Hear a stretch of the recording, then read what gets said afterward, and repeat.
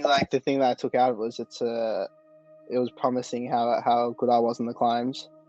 So I can take that confidence into next year as well. It's a Thursday afternoon, and it's a Thursday afternoon after Milan-Sanremo 2021. So I thought I'd talk to a guy who I've known for many years, a guy who came second in the race, Caleb Ewan, runner-up for the second time in the first monument of the season. And he's going to join me shortly. So it's a few days after the race, but it's still worth talking about because second in Milan-Sanremo is just unbelievably good. Part of the purpose of this call is that it's a huge result, and anyone who knows cycling knows that second in a 300-kilometre monument of cycling is really something that should earn a lot of media attention. And except for the cycling media in Australia, I've seen absolutely no mention of Caleb's result. That's quite unfortunate. And I'm going to I don't know if we need to make a big deal about that. I don't know if it is a big deal. And if you think it is, can you let me know? Or just ping a comment down below and just let me know your thoughts on that topic. Here he is. And I'm just going to bang him into the stream. And there you go. Hello. Hey, how are you? Very well. How are you? Good. I'll welcome you to the stream. Say thanks very much for joining me, and I traditionally start these interviews with this because it means you've done something. So second in Milan-Sanremo, it's nothing to be sneezed at. Yeah, it's a good result, but as you know, it's not the result that I was going for. But yeah, I mean, it was still. I think like the thing that I took out was it was promising how good I was in the climbs. So I can take that confidence into next year as well. I pretty much can forecast what you're going to say. You're going to be disappointed with second place, but it's a hell of a lot better than a lot of other people in a very, very fast peloton. How do we start talking about that race? The sprint itself, should we just rip into that bit? Yeah, I guess that was a good part of the race, a positive part, because I won the sprint for second place, but it's the same thing as last time. It's like one guy away, we just caught them on the line, and it's still the same kind of frustration. But yeah, as you said, it's still a good result. But yeah, I was there to win the race, so it is also disappointing. When you got beaten last time, and in other words, when you got second the time before, it was Vincenzo Nibali who was up ahead, and he probably attacked a little bit further up the Poggio, which was more traditional. Jasper Stuyven's move caught everyone off guard. I think probably even himself. Would you determine it that way? Did you talk to him about the result afterwards, or while you were waiting for the podium, for example? Well, I mean, it wasn't such a surprise because I know we had like a group of, I think, 10 or 15 guys down the bottom there. And I knew, there's guys in that group that couldn't really sprint.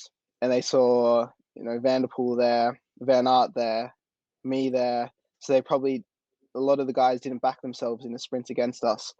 So I knew that, there was always going to be attacks, and there was a few attacks on the descent. And then Jasper's, it was just the one that stuck. And I think, if he got caught, there was going to be someone else that went. And, it was always going to be like that all the way to the line. And I think when you've got a group of guys there that can sprint, they're always going to look at each other. And I think so it was a perfect opportunity for someone like Jasper to attack when he did, because, that moment of hesitation where we all looked at each other, that's all it takes to, get that 5 or 10 second time gap. And in the end, when there's 2 kilometers to go, that's basically all you need to stay away. So he timed it really well. And I think he knew that a lot of us would be looking at each other. And he played it really smart.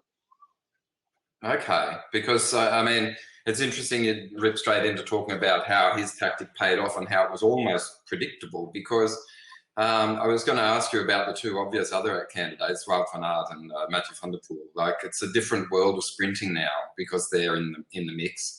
And it seems that we've seen them winning so often that they seem to do it with ease. I mean, I know we've seen a victory at Salute or 2 from you as well, but what's the dynamic like with those 2? Do they have that domination, or is it just that they've been able to time their surges at exactly the correct moment?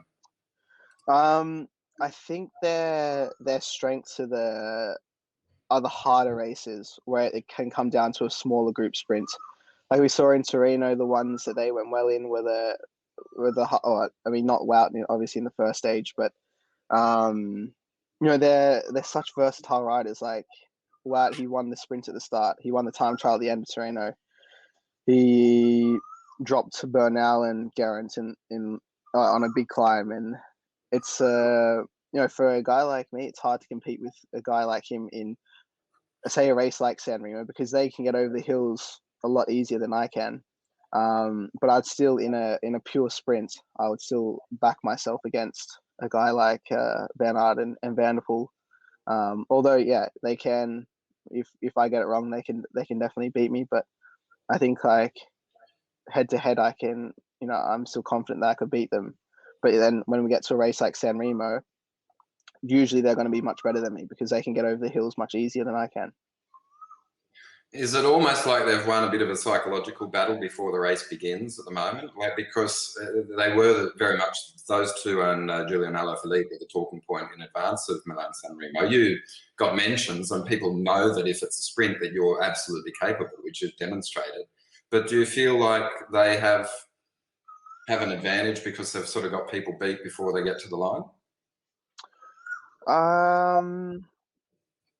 Not really. I think, like most guys either know that they're going to be able to follow or they're not going to be able to follow on the climb. And like, I think we all expected them to maybe go clear on the Poggio. But everyone kind of knows the point on the Poggio that there's going to be an attack, and everyone's ready for it. And especially when we went to the Poggio as a bunch, we knew that that's probably the point that they're going to go. And yeah, I knew that was the point, and I knew if I have good legs, then maybe I can follow. And it turned out that I had good legs, and I was able to follow. But then there was another 5 or 10 guys that could also follow. So that's why we ended up with a group of 10 or 15 guys at the end instead of just those 3 guys away. Yeah, okay. Well, it's always an interesting race, but like you say, it's predictable because we know Cipressa, Poggio, and you have to hark back to probably Pipo Pizarro, who made the move early, but otherwise it comes down to Poggio and the Via Roma, doesn't it? Yeah, I think like Cipressa's too far away for an attack to stay away. We've got that like kind of, I think, 10 Ks in between the Poggio and Cipressa, and the bunch goes up the Poggio so quick now that if you had to do a big effort in between those 2 climbs, firstly a big effort up the climb, effort in between, and then going up the Poggio as well, I think it's too much of a gamble, especially for those guys that know usually they can get away. Just the 3 of them. Yeah. And talk to me about the Cipressa. Did you have a little bit of a crisis there, and did you have to sort of really chew your stem to get back on, or how did that play out for you? Yeah, I started like way further back than I wanted to. I was on Roger's wheel, and then I kind of got squeezed off it, and in the end, I started the Cipressa too far back. But going up the climb, I was fine. But coming down the descent, I think it split because I was in the bunch over the top, and then I guess someone must have lost the wheel on the descent, and it's super quick once we get off the climb, and then that gap just opened up. But I had teammates there with me, so I was pretty relaxed. I even had a toilet break when the gap was there, so I wasn't too stressed, and I never had to go in the wind or anything like that. So I had my teammates there to help me bring it back, and I knew there was always going to be guys in that group that wanted to be in the front. So you take kind of like that gamble. So I just got to sit in, and eventually, after a 5K, we came back. Yeah, the toilet break between the Cipressa and the Poggio. Yeah, I really need to go. At that point, well, you've brought it up, but I mean, a lot of people want to know this, want to ask this question, and they don't. So I will. When it comes to that, is it just not like, oh, I'm just going to forget about, I'm just going to piss my pants? No, and it doesn't really get to that point. I mean, I guess if you're really, I've never had to do it, but I know guys have done it. But you can just like piss off the bike. Okay. It's pretty easy, yeah. I didn't stop, like get off my bike and stop and go in a bush or anything like that. Just yeah, you can do it quicker ways. Start at the front of the group and then you drift to the back. All right. Okay. Well, I mean, is that because the race was over in the blink of an eye? I mean, for 300 kilometres, it did go pretty bloody quickly, 6 hours 20, and an average of Yeah. 45k an hour. That still does blow my mind. Just talk to me about it. So to get an average of 45, you basically need to be sitting on 55 a lot of the time, don't you? Yeah, pretty much. Like, it was super quick. We had, obviously the wind was in our favor. Not really in the favor for a sprinter because it was tailwind most of basically all day tailwind. So I think like generally, like in the past when I've done well, it's usually been a headwind and the race has been slower, obviously longer, but just just a bit slower. But the wind, when I like first looked at the forecast, it wasn't really kind of in the sprinter's favor, but I'm lucky I had good legs. Yeah, definitely good legs. I mean, we are talking specifically about Milan-Sanremo, so I'm interested in a little bit of detail. But you could call it, I don't know, is it a sprint up the Cipressa or not? Is it just sort of more of a attrition? How would you classify that climb? I think it's pretty much just a sprint up the climb, Okay, and then the strongest guys are there at the top. yeah. So you Also, do like a lot of position, like it's positioning into the bottom as well. No, like there's never going to be a guy that starts at the back. Doesn't matter how strong you are. Never going to be a guy that starts at the back and is going to be at the front at the top. So you have to be in good position as well. So the sprint starts, let's say, 50 kilometers out. Yeah, well, the positioning and everything even further out because we always talk about the Poggio and Cipressa, but before we have the three cappies, and they're also quite hard. Like I think the last cappy is the same. I think it's the same distance as the Cipressa. So, Okay. and that's 10 kilometers before. I mean, sorry, it's the same distance as the Poggio. So, and that's 10 kilometers before the Cipressa. So it's already positioning into the first kind of cappies, and then once we're over that, there's another race into Cipressa, and then after that, another race into the Poggio. So it's like every climb there's like a lead out going into it. Like both times I burnt a guy going into the Cipressa and a burnt a guy going into Poggio, just to make sure I was in good position. And you're calling that shot, or that was sort of predetermined? Yeah, I mean, At that point, you're it's saying, already right, kind of. Roger, give it everything now. Or, I mean, he knows that yeah. he has to do it. So, and then we were hoping that Jasper wouldn't have to do too much going into the Poggio, but in the end, he had to do like a fairly big pull into the Poggio, so he was not getting over. Yes, to boast. Yeah. Because ideally, like we would have liked to kept him a bit fresh, and then tried to get him over the Poggio as well. But it's just so important that you're in good position, that you don't want to risk being out of position to keep one guy fresh. Okay. So you get over Cipressa, then you just, hang the old fella out and take a piss, and then just cruise up to the front, and then do the Poggio, and then survive the attacks by Alaphilippe and everyone. Was it not so violent this year, or was it just the Grenadiers were just going balls to the wall, or like how? Because it didn't necessarily split like it has done on the Poggio. Is it just because it's too predictable?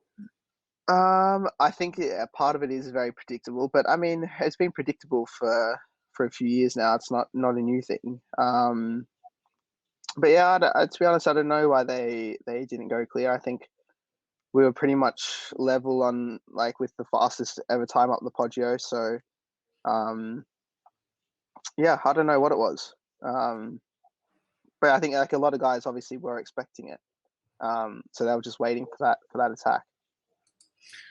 Does that sort of relate to COVID form? Is COVID form different to traditional form? Sorry. That was good timing, wasn't it? Yeah, that was really, really good timing. Sorry, I got something caught in my throat. But you're okay. You're okay. No, I think like this year is quite normal for us, like as far as the race schedule goes, and training. Like everyone kind of got a training camp in and everything. So I don't think so. I just maybe the climb probably just wasn't hard enough for those guys to really go clear. because in the end it's only just under 6 minutes to climb, so it's not really long. And for that last part, everyone knows, right, if I do a really good 2 or 3 minute effort, I'm going to be there in the front. Yeah. Uh-oh. We saw that Harry Sweeney had a positive yesterday. You haven't been near Harry, have you? Oh, did he? No, I've just got something caught in my throat. Sorry. Okay. I didn't even know you had a positive, to be honest. Yeah, so Tosh van der Sant is out because he was rooming with Harry, and then they pulled him from a race. So I didn't even know. Okay. But yeah, I haven't been with Harry for a few weeks now, so not to worry. Hopefully he's going to be okay, and then he'll get back into action again soon. But we're just I'll just continue this sort of little trickle getting over the hills. We've done the Poggio. Now, what I really want to know about is the descent. I've spoken with Matt Goss when he's won the race. I've spoken with Gerald about how he's coped with following Cancellara when he won the race. And I understand the descent, and I understand that it's hectic, and we've seen it very well. Like, I pretty much lean into the corners because I've watched it so many times. Is the descent... Does that ever scare you? Because, I mean, you're used to going downhill very fast, but does it sort of take it to another level when you know that the potential of winning Milan-Sanremo is just up the road? I wouldn't say it scares me at all. I know we're going down fast, especially I think I was following down the other day, Pidcock and Van Aert, so two cyclocross guys and two very good bike handlers. So yeah, I knew we were going pretty quick down there, but I never felt any slipping or anything. And I think I'm quite a good descender myself, so I was never worried. But in the end, you never know. There could be some oil, or you never know what's going to be on the ground. So there's always a chance of crashing. But I think when you're a rider, you don't think about it so much because you do so many descents and you're just used to it. And we go down most descents fast, so it's not the only one. Okay. And then you get onto the famous Via Roma. I saw you, it seemed like you were shadowing the Astana rider. I don't know how to say his name. It's a bit, I haven't practiced that one. But I don't even know his name, to be honest. But you were certainly on his wheel most of the time. Was it not sort of tempting to jump over to Alt because you couldn't have expected that he would be the man? Or it's all, I mean, explain how you see it. You do. Well, I mean, once we got down the Poggio, I was kind of following Van Aert most of the time, and then it was just on the last straight that I was on the Astana guy's wheel because Alaphilippe jumped and the Astana guy was already on his wheel. So once I jumped, then I was on his wheel. But I knew Alaphilippe went way too early. I think it was just kind of like a last ditch effort to maybe jump from the bunch and catch the guys in front. So it was it was quite a good lead out for me. And the Astana guy didn't know who he was, but that kind of gave me a good lead out, and then I could start my sprints when I wanted to. And I was pretty happy with my sprints after such a hard day. Okay, and did it feel like you were? There wasn't hesitation because there's that urgency to catch Jasper who's up ahead. So I imagine that it would have been a fast lead out and not necessarily much of a ping when their acceleration came. Or was there a big jump in speed when you got in the lead? I think there was still quite a jump in speed. But yeah, we were already going quite quick. But I couldn't start my sprint any earlier. I knew that if I was going to catch him, I probably had to start a little bit earlier, but I still had to do what I needed to do to be able to sprint all the way to the line. If I started 350 out or something, then I knew I was always going to die kind of coming close to the line. And I knew as well that I had Van Aert and Van der Poel on my wheel. So if I start fading, those guys are well capable to come around me. So I still had to do a good sprint and then just hope that Jasper was going to be fading really quickly in the end. And unfortunately, he didn't fade enough. And we got to his wheel, but that was it. Yeah. Well, I mean, you look at the photos, you'd be led to believe it was a sprint finish. Well, for you, it was, but there was a breakaway. You could call it that. Yeah. And I ask you these questions because I know that you. I mean, a lot of bike riders, once the race is done, they forget about it. But I imagine that you would have replayed it in your mind, but also watched the vision and considered it over and over. Have you done that post-race analysis, or am I just imagining things? I haven't analyzed it too much, to be honest, because it's like you can't really go too much into it because it was quite a small bunch sprint. I think my sprint was really good, and I think what I did was what I had to do to try to win the race. Some people have said to me like, "Why didn't you just jump across earlier?" But if I do a big effort like that, I shouldn't have really even been there because generally I'm not strong enough to be in a group like that. So like I'm there, and it's after 300 kilometers, and it's easy to watch the race on TV and say, "Oh, why didn't you jump across and then catch them and then do the sprint after that?" But I'm not really capable of doing that. So I had to take the risk, and I had to wait and just hope that it came back together, and that was the way I was going to win. The way I was going to win wasn't going to be jumping across to Jasper, because I think if I did that, I would have brought guys with me, and those guys would have sat in my wheel and then would have been fresh for the sprint, and I wouldn't have been able to beat them either. So my only chance to win was the way I did it, and in the end, it didn't work out, and there was really not much more I could do. No. I mean, it's just interesting to analyse it because it is a predictable race, and it's a result that's sort of come about because you're the best sprinter in the bunch on the day. It's just that you've been foiled by a breakaway. Just when you're talking about timing your sprint to perfection, how long have you got in the wind before you start to fade? Or does it depend on the environment? I mean, yeah, it depends on the race, but I think my sprint was actually still quite long considering the race. But generally you want to sprint for like 10 seconds and not too much more than that. 12 seconds max. And then I think if you start sprinting more than 12 seconds, you really start fading in the end. And okay, so it's in that time where you get your lowest as well, and you get your biggest aero advantage. Is that when you're also putting out the most watts? No, that's when I'm putting out the least watts. Where I kind of get like more aero as my watts are going down as well. So like the idea is that I hold speed as my watts are going down. I get more aero, so it should like balance itself out a little bit.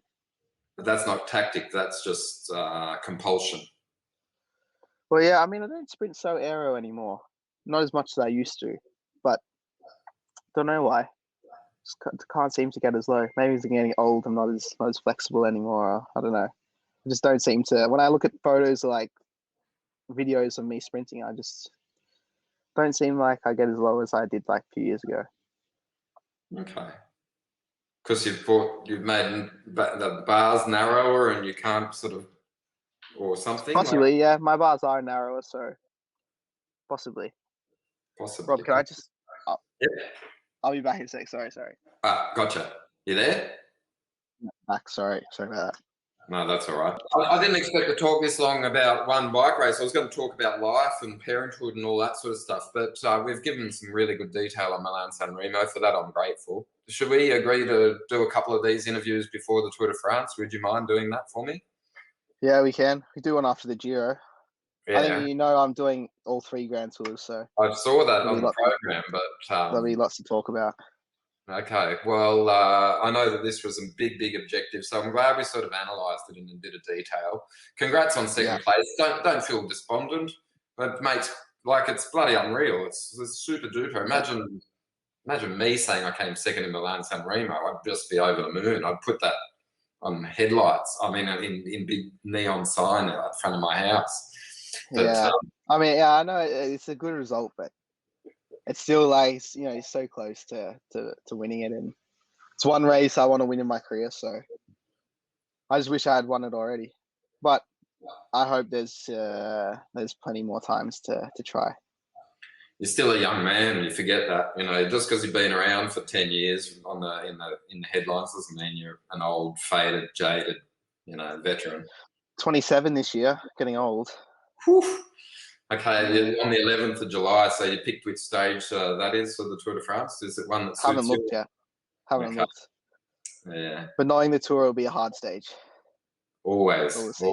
We'll see. We won't even delve into other themes. I think we do this as exclusively the Milan-Sanremo interview. So thanks very much.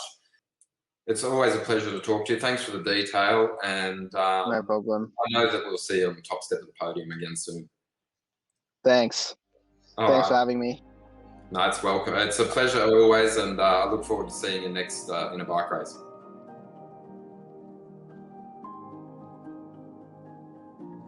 All right. Cheers. Are you gonna be able to come over at all?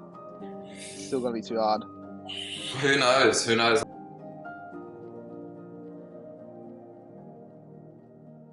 All right, mate. Good chatting. Catch up. Thanks. Bye. All right. See ya.